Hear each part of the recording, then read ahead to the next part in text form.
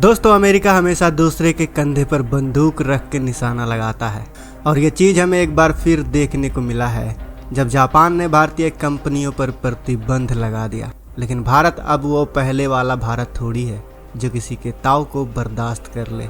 Japan America के बहकावे में आकर खूब उछल रहा था। भारत ने ऐसा जवाब दिया है जिससे उसका गला ही सूख चुका है। जापान के बुलेट ट्रेन बनाने वाली कंपनी हिताची और कावासाकी की तरफ से इंडियन रेलवे से ज़्यादा कीमत वसूलने की कोशिश की जा रही थी।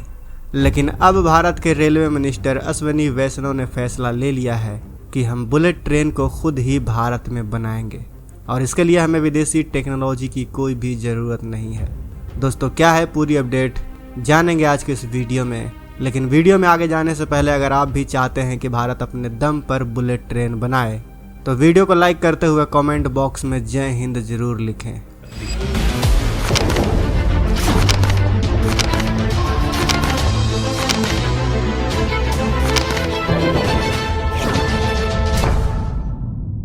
दरअसल दोस्तों, भारत और रूस की दोस्ती दुनिया से छिपी नहीं है। पिछले साल की ही बात है जब अमेरिका ने रूस पर प्रतिबंध लगा दिया था।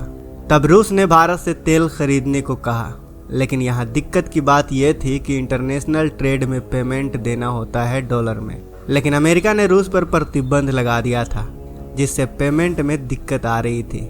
लेकिन फिर भारत ने जुगाड़ लगाया रुपए में पेमेंट करने का। इसका नतीजा यह हुआ कि भारत ने भारी मात्रा में रियायती कच्चा तेल खरीदा। भारत की कच्चे तेल की आपूर्ति में रूस ने महत्वपूर्ण हिस्सेदारी दर्ज की। जो मार्च 2022 तक बहुत कम थी वह मार्च 2023 तक 20% हो गई। 2022 से 2023 में रूस भारत का सबसे बड़ा कच्चा तेल आपूर्तिकर्ता बन गया। मार्च 2023 तक कुल तेल का आयात 40% से अधिक योगदान दे दिया। रूस से आयातित कच्चा तेल भारतीय रिफाइनरियों के लिए सबसे सस्ता और उपयोगी साबित हुआ। 2022-23 में भारत ने रूस से 41.56 बिलियन US$ मूल्य की वस्तुएं आयात की, जो पहले के वर्षों की तुलना में रिकॉर्ड तोड़ वृद्धि थी। लेकिन यह चीज़ अमेरिका को रास नहीं आई, क्योंकि अमेरिका और रूस का 36 का आंकड़ा है और वो नहीं चाहता कि रूस के साथ कोई भी व्यापार करे। लेकिन अमेरिका के साथ दिक्कत यह है कि वो भारत पे खुद से प्रतिबंध नहीं लगा सकता, इसलिए वो जापान के कंधे पर बंदूक रख के भारत को निशाना लगाने चला था। और जापान, जिसे इतना एडवांस देश माना जाता है, वो भी अमेरिका के बहकावे में आकर भारतीय कंपनियों पर प्रतिबंध लगा दिया। जापान यहीं पर नहीं रुकता है, वह भारतीय रेलवे से तय दाम के मुकाबले अधिक पैसे मांगने लगा। दरअसल साल 2017 में भारत ने मुंबई और अहमदाबाद के बीच 250 किलोमीटर प्रति घंटे की रफ्तार वाली बुलेट ट्रेन को दौड़ाने का डिसीजन लिया था, जिसे साल 2026 तक पूरी तरह से सेटअप कर लिया जाना था।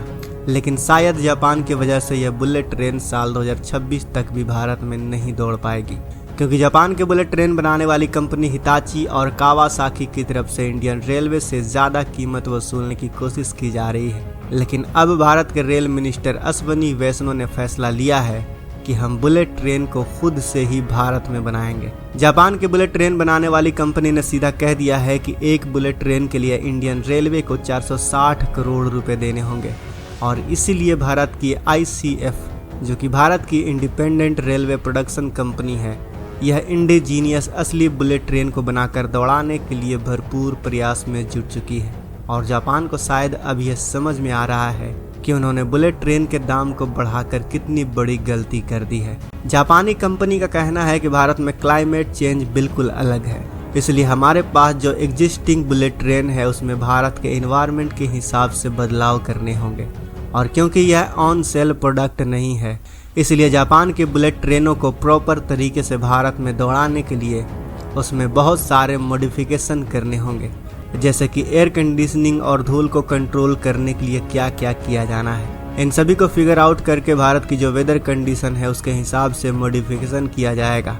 इसलिए जापान से इंडियन रेलवे के लिए बुलेट ट्रेन लेना थोड़ा महंगा पड़ रहा है। वैसे जापान को जब इसकी कीमत को बढ़ाना ही था तो जापान के बुलेट ट्रेन बनाने वाली कंपनियां भारत की ICF, जो कि इस समय इंडियन रेलवे के प्रोजेक्ट को संभाल रही है, इसके साथ मिलकर इन बुलेट ट्रेन को बना सकती थी। इससे हमारे लिए बुलेट ट्रेन थोड़ा सस्ती पड़ जाती और इन बुलेट ट्रेन को जापान की टेक्नोलॉजी पर भारत में बनाकर तैयार कर लिया जाता। लेकिन शायद जापान ऐसा करना ही नहीं चाहता।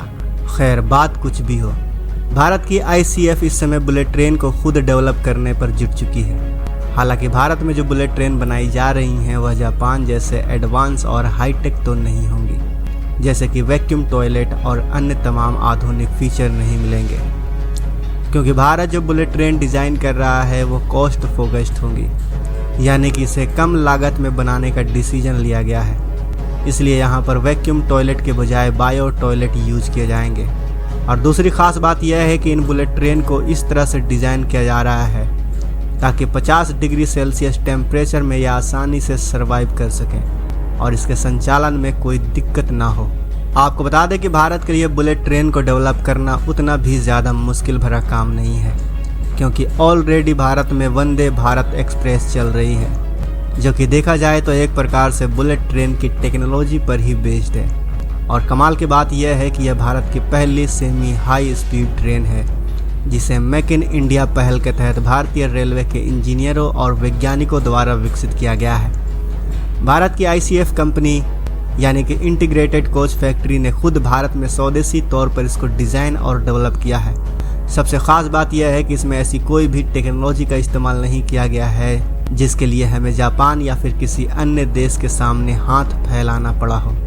गौर करने वाली बात यह भी है कि इसमें मैग्नेटिक फील्ड वाली टेक्नोलॉजी का उपयोग नहीं किया गया है, यानी कि इसे हाई स्पीड रेल प्रोजेक्ट के तहत अभी नहीं माना जा रहा है। और भारत की जो पहली बुलेट ट्रेन होगी उसे मुंबई और अहमदाबाद के बीच चलाया जाएगा। इसकी स्पीड 250 किलोमीटर प्रति घंटे से लेकर 300 किलोमीटर प्रति घंटे तक होने वाली है, क्योंकि इसमें मैग्नेटिक फील्ड की टेक्नोलॉजी का इस्तेमाल किया जाना है। कुल मिलाकर कहें दोस्तों तो यदि हमें बुलेट ट्रेन को 1 या 2 सालों के अंदर दौड़ाना है तो जापान की मदद लेनी पड़ेगी, लेकिन उसे अधिक पैसे देने पड़ेंगे, अन्यथा हम साल 2028 तक खुद के बलबूते बुलेट ट्रेन चला सकेंगे। वैसे दोस्तों आपको क्या लगता है, क्या हमें जापान से बुलेट ट्रेन खरीदनी चाहिए या फिर खुद बनाने पर फोकस करना चाहिए?